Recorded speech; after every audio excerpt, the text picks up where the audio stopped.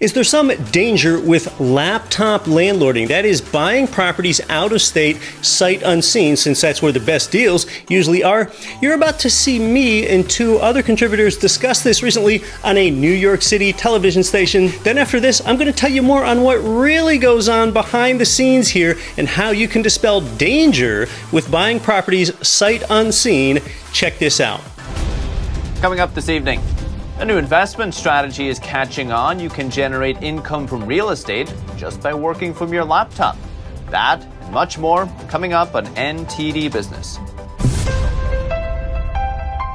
Imagine buying real estate, renting it out, and generating passive income all from your laptop. As investors buy more and more houses, a large number are doing it without even visiting the properties. NTD's Colin Fredrickson has more.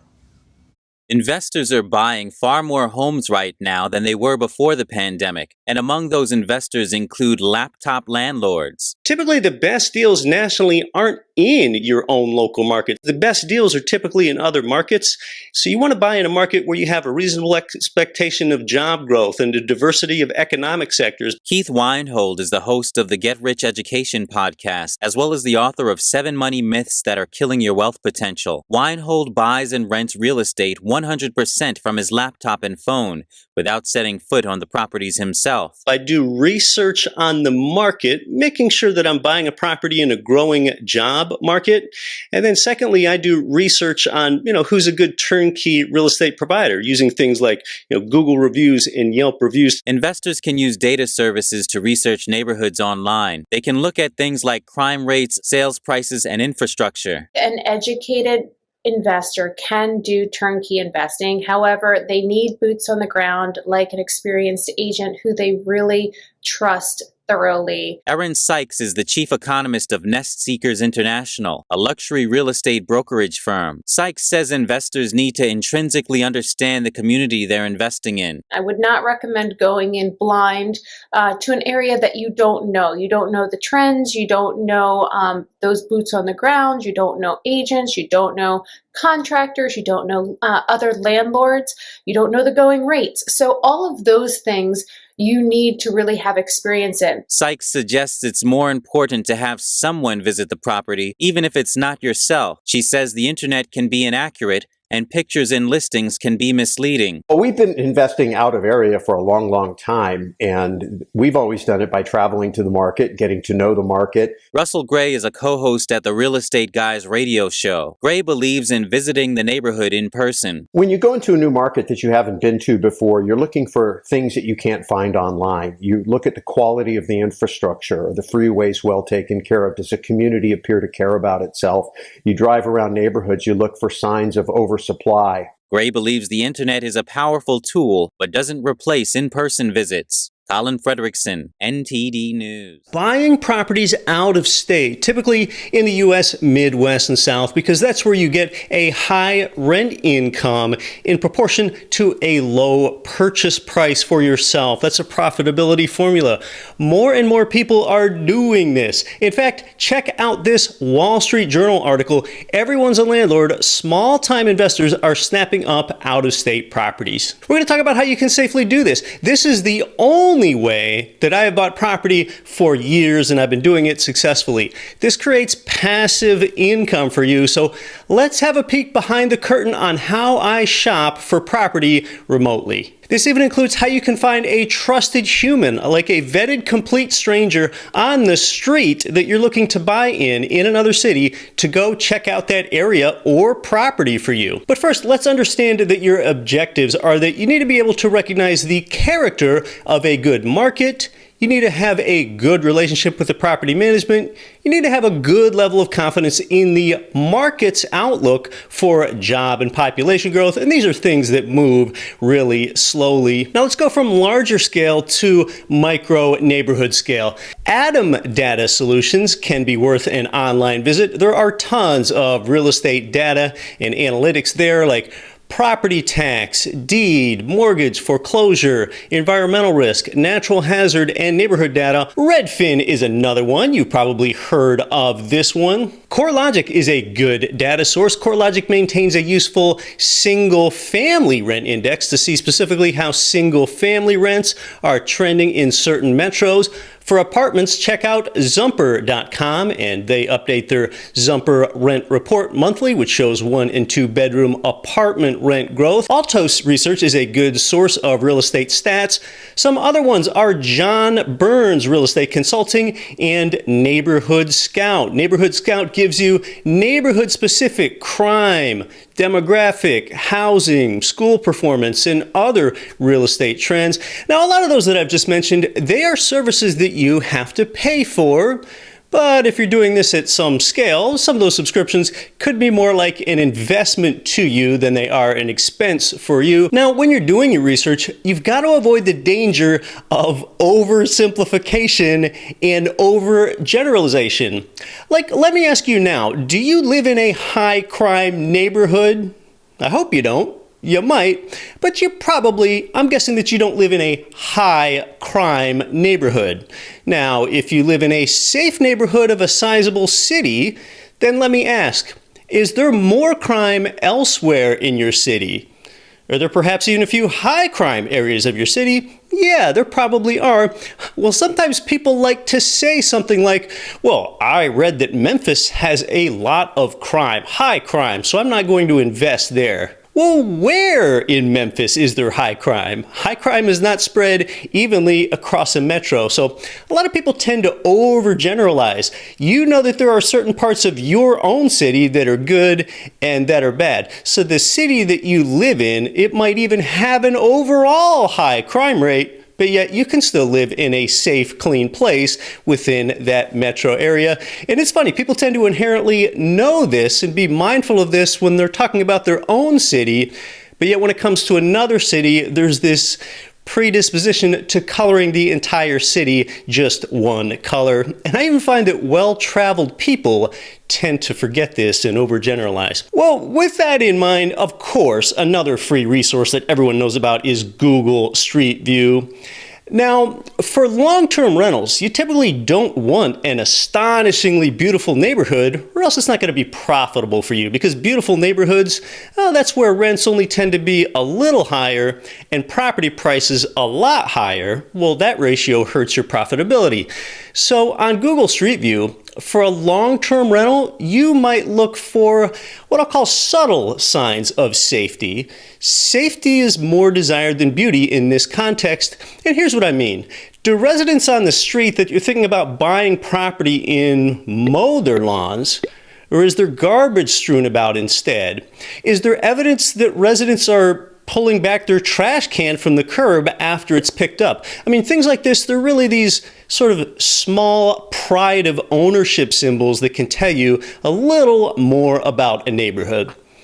And let's say that after all that, you're still not sure, that you haven't bought property out of state before and you want to buy income property basically from your laptop and your phone.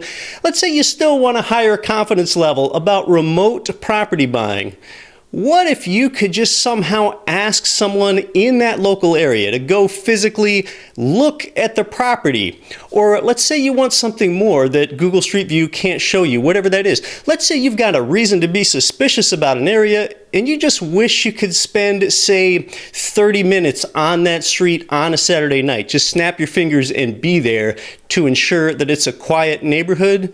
Well, how are you going to do that from hundreds or thousands of miles away?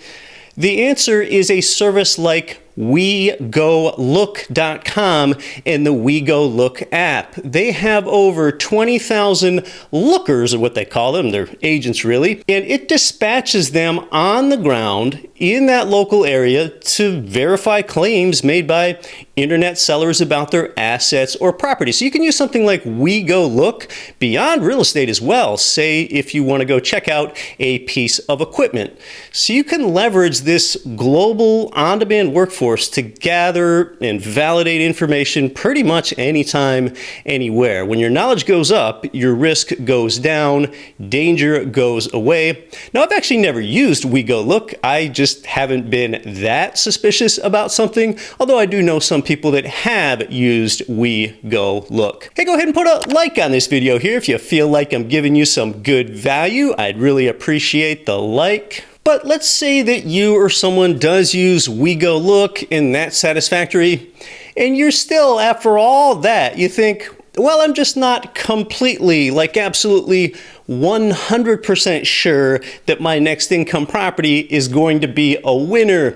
Say that you're just 97 to 99% sure that this is good. Well, I don't know that you're ever going to get that last 1 to 3% toward perfection. Investing involves some risk, just like most anything worthwhile in life. So an ironclad guarantee of big profits just isn't something that's realistic. You can have a probability, but not a guarantee. And most any turnkey real estate company offers tours, in-person tours that can be done once your laptop and your iPhone due diligence are exhausted, if you really want to go that far. Most properties that I own are ones that I have never seen in person. And of course, when you're under contract to buy a property, you are going to have that independent third-party home inspection done. A lot of those websites that I talked about already, they are optional due diligence sources for you. But please have that inspection done. That's not optional in my mind. That's another layer of protection for you. So your property provider, they can recommend a home inspector in that market.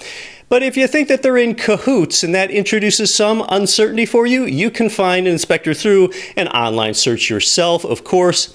The inspection, yes, a human being in that area that goes inside the property and checks it all out from roof to foundation. It often costs $500 or less. You can think of that as one of your closing costs. Well, that inspector, after they do their inspection, they typically give you a report within a couple days, and then it's up to the seller to fix some or all of that for you before you buy the property. And that's anything from a window that does not close to an electrical outlet that needs to be GFCI compliant. So an inspector helps ensure that you don't buy a defective property now that you've come this far. The bank then makes sure that you'll have an appraisal done.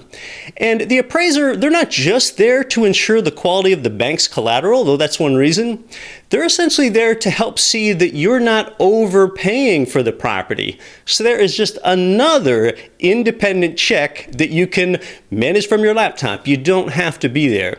So when buying a property you've never seen before, I think you can see a pattern here. There are layers and layers and layers of checks so that this is not a dangerous way of buying out-of-state property.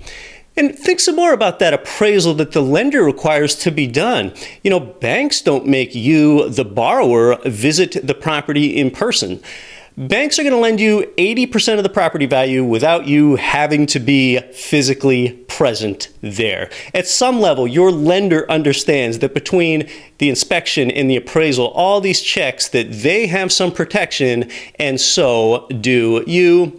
And then, of course, when that's all done, the mobile notary meets you at your home or workplace or coffee shop, just any place of your choosing, in order to do the paperwork and close the deal. Well, hey, go ahead and leave a comment. Do you have some favorite remote real estate due diligence websites like some of the ones that I mentioned here? There are just so many of them.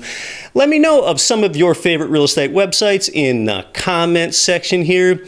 The resources that I've discussed here are just some of those behind the scenes steps that we undertook here to build our own resource for you, GRE Marketplace. That's where you can connect with local providers in investor advantage markets and find real properties for purchase. And then additionally over there, our COO, Andrea, she video interviews the property manager in each of these markets for you. And that is all on GREmarketplace.com. It's totally free. You can just create one login, one time, and access all of the providers. You don't have to know an agent. All of the providers at GRE Marketplace use a direct model, so that saves you money on the purchase price, and you also don't need to have relationships with contractors. These properties are already renovated, or they're new build, with a place tenant and under management. Now that you know more about performing any extra due diligence that you might want to do with all of those resources that I mentioned, you can get started with our resource for your next property at gremarketplace.com. I'm Keith Weinhold. I'll see you next time. There is upward pressure on rents. And you can make this actionable at our sister website, GREMarketplace.com. This is where you can leverage my industry contacts to get started with rental property. I own properties with a lot of these same providers across different U.S. states. Most of these properties which I've actually never seen in person before. And how can I have the confidence to own rental property without ever having seen it? Well, for one thing, I partner with these turnkey real estate companies, which you can do as well. I'll see you over there at GRE Marketplace.